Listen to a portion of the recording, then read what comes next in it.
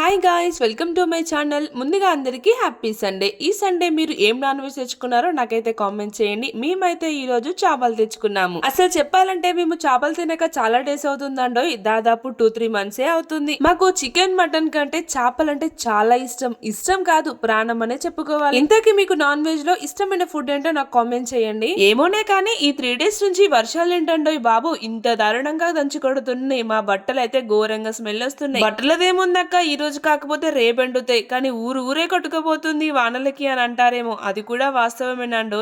ఇప్పుడే ఒక అర్ధ గంట అలా గెలిపించింది. కూరగాయలు కూడా ఏం లేవు, చేపలు తినక చాలా డేస్ అవుతుంది కదా అని చెప్పేసి మా ఆయన రోడ్డుకి పంపించాను. ఇంకా తీసుకొని వచ్చాడా లేదో చూడండి. ఇక జోరున వాన స్టార్ట్ అయింది. మళ్ళీ మొన్ననే గులాబీ చెట్లకి పువ్వులు పూసినాయి, తెంపి దేవునికి పెట్టినా. మళ్ళీ ఈ వర్షానికి ఇంకో పువ్వు పూసింది. చూడండి ఎంత బ్యూటిఫుల్ గా కనపడుతుందో. మా బావ చేపలు కడుగుతుంటే మా పెద్దోడు నీళ్లు పోస్తున్నాడు. ఆల్మోస్ట్ 95% అయితే మా బావే చేపలు క్లీన్ చేసి నాకు ఇస్తాడు. ఎప్పుడో ఒకసారి తనకి అర్జెంట్ గా డ్యూటీ ఉంటేనే నాకు ఒప్పచెప్పి పోతాడన్నమాట. నాకు కూడా కడగడం వచ్చులే, కానీ చాలా వరకు అయితే అన్ని క్లీన్ చేసి నాకు ఇస్తాడు. మా బావ 2 కేజీల చేపలు తీసుకొచ్చిండు. అందులో ఒక 4-5 ముక్కలు ఫ్రైకి తీసి మిగతావన్నీ పులుసు అయితే చేస్తున్నాను. పులుసు కోసం కాల్చిన ఉల్లిగడ్డ పేస్ట్, పచ్చిమిర్చి, కొత్తిమీర, అలాగే చింతపండు కడిగి నానబెట్టుకున్నాను. మరి లేట్ చేయకుండా కర్రీ ప్రాసెస్ అయితే స్టార్ట్ చేసేద్దాం నా స్టైల్. ముందుగా స్టవ్ ఆన్ చేసుకుని పెద్ద సైజు గిన్నె పెట్టుకోవాలి, ఎందుకంటే పులుసు ఫ్రీగా ఉడుకుతుంది. అలానే 10 కేజీల గిన్నె పెట్టకండి, ఉంటే దానికంటే జస్ట్ పెద్దగా ఉంటే చాలు. గిన్నె హీట్ అయ్యాక 4-5 టేబుల్ స్పూన్ ఆయిల్ వేసుకోవాలి. తర్వాత జీలకర్ర. సో చేపల కూరలో మెంతుకూర ఉంటే బాగుంటుంది, బట్ నా దగ్గర లేక కొన్ని మెంతులు కూడా వేస్తున్నాను తాలింపులో. అవి కూడా లైట్ గా ఫ్రై అయిన తర్వాత పచ్చిమిర్చి వేసుకోవాలి. నేను ఇక్కడ ఉల్లిగడ్డ వేసుకోవట్లేదు, ఎందుకంటే కాల్చిన ఉల్లిగడ్డ పేస్ట్ వేసుకుంటున్నాను. అది కూడా ఫ్రై అయిన తర్వాత చిటికెడు పసుపు వేసుకోవాలి. ఆ పసుపు కూడా పచ్చివాసన పోయిన తర్వాత మనం అల్లం వెల్లుల్లి పేస్ట్ కూడా వేసుకోవాలి. ఇవన్నీ కూడా మంచిగా నూనెలో ఫ్రై చేసుకోవాలన్నమాట, పచ్చి పచ్చిగా ఉండకూడదు. తర్వాత పులుసు కోసం పక్కన పెట్టిన ముక్కలైతే ఇందులో వేసుకోవాలి.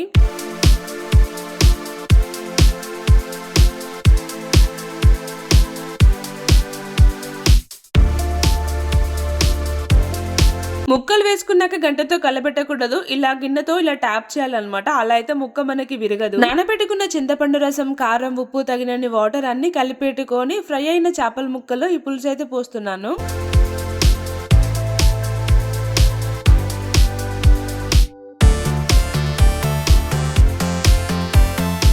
మనం పోసిన చింతపండు పులుసు క్వాంటిటీ తగ్గి చిక్కపడి అలాగే ముక్క ఉడికినాక మనం ఫైనల్ గా జిలకల మెంతుల పొడి వేసుకోవాలి. దీన్నే మనం చేపల కూర మసాలా అంటారు.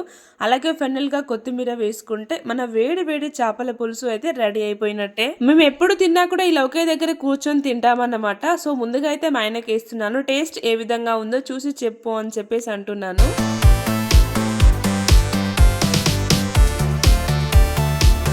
మా బావ కర్రీ టేస్ట్ చేసి చాలా బాగుంది అని చెప్పేసి చిన్న స్వీట్ కాంప్లిమెంట్ ఇచ్చాడు. నాకైతే చాలా హ్యాపీ అనిపించింది. మా పిల్లలకు కూడా వేసి పెట్టాను, బట్ ఫిష్ కర్రీ కదా వాళ్ళకి తినడం రాదు. ముందుగా అయితే నేను తిన్నాక వాళ్ళకి తినిపిస్తాను. మా బావ కర్రీ బాగుంది అని చెప్తుంటే నేను ఏమోలే అనుకున్నాను, బట్ నేను తిన్నాక అనిపించింది అసలు ఎక్సలెంట్ ఉంది, నెక్స్ట్ లెవెల్ అనే చెప్పాలి. చాలా డేస్ తర్వాత కర్రీ పర్ఫెక్ట్ గా కుదిరింది. మేమైతే ఆ కుమ్ముడు కుమ్మేసాం. మా ఆయన, నేను, పిల్లల మందరం తిన్నాక ఇంకా ఫ్రై కోసం ముక్కలు పక్కన పెట్టాను కదా, వాటిని కూడా ఫ్రై చేస్తున్నాను అన్నమాట. చాలా వరకు ఫ్రై చేసే ఫిష్ ముక్కలకి మాల్ మసాలా, ఉప్పు, కారం అన్ని పట్టించి ఫ్రై చేస్తూ ఉంటారు కదా, అలా చేస్తే ముక్క గట్టిగా ఉండదు. కారం అంతా కూడా నూనెలోనే పడిపోతుంది. అందుకోసమే ఇలా ముక్క అంతా తడిపోయాక ఫ్రై చేసుకోవాలి. ఆ ఆయిల్లోనే జీలకర్ర, కొంచెం మెంతులు, ఇంతసేపు నేను ఉల్లిగడ్డ ముద్ద అని చెప్పాను కదా, అది కొంచెం అల్లం వెల్లుల్లి పేస్ట్, పసుపు, అలాగే మనకి కావాల్సి ఉంటే కొంచెం ఎల్లిగడ్డ ముద్ద కూడా వేసుకోవచ్చు. అవి కూడా పచ్చివాసన పోయిన తర్వాత కారం, ఉప్పు అన్నీ వేసుకోవాలి. తర్వాత మనం ఫ్రై చేసి పక్కన పెట్టుకున్న ఫిష్ ముక్కలు కూడా వేసుకుంటే చాలా అంటే చాలా బాగుంటుంది. నెల రోజులైనా కూడా ఖరాబ్ కాదనమాట, ఫ్రిడ్జ్లో స్టోర్ చేసుకోవచ్చు. ఫైనల్గా జీలకర్ర మెంతుల పొడి అలాగే కొత్తిమీర వేసుకొని అండ్ ఒక స్మాల్ నిమ్మకాయ కూడా పిండుకుంటే టేస్ట్ మాత్రం నెక్స్ట్ లెవెల్ ఉంటుంది. ఒక్కసారి ఇలా ట్రై చేయండి. ఫిష్ ఫ్రై చాలా అంటే చాలా బాగుంటుంది. నేనైతే ఎప్పుడు చేసినా ఇదే విధంగా చేస్తా, అలా అయితే ముక్క తొందర పాడవదన్నమాట, మంచిగా ఫ్రై అవుతుంది. మీరు కూడా ఒకసారి మీ ఇంట్లో తప్పకుండా ట్రై చేయండి.